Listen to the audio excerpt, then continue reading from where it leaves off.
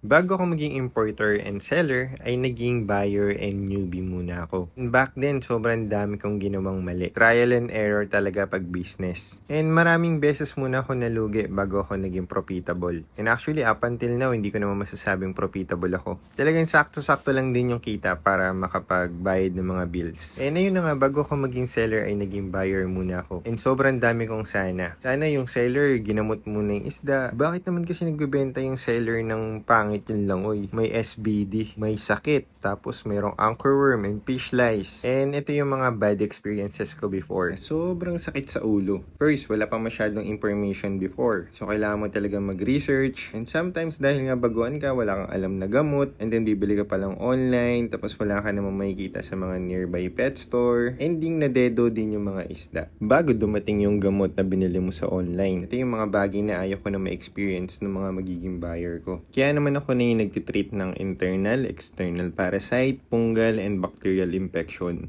Ito rin kasi yung mga common na sakit ng mga import. Kasi isa rin sa mga reason kung bakit mo bili ng isda yung mga buyer is para mabawasan yung stress nila. Kaya naman kung makakakuha sila ng may mga sakit, may problema, di na-stress sila lalo, di ba? Kaya importante yung pagka-quarantine. May mga buyer din na gusto agad bumili ng malaki kasi nga naman mas maganda silang tignan compare sa mga maliliit, di ba? Pero ini-inform ko rin yung mga client na kailangan mo munang gawin to, gawin yan. And also nag-send din ako ng ganito, nakalagay dito kung ano yung dapat mo munang bilhin, dapat alam mo muna to. I-prepare muna yung mga bagay na kailangan para hindi rin masayang yung pera at yung isda. Kasi maraming new tank syndrome na pwede kang ma-experience. Meron tayo dyan sudden spike ng ammonia kaya nagkakaroon ng red spot. Meron din ick, nitrate poisoning, and chlorine poisoning. Kung titignan, medyo parang ang dami niyang information. Pero pwede mong maiwasan yan kung magsacycle ka muna ng aquarium mo. So if you want a little bit of guidance, lagay ko na lang sa description or sa comment section yung information na to. And I think that is all for today's video. Kung naghahanap ka ng maliit na rancho and also mga import rancho,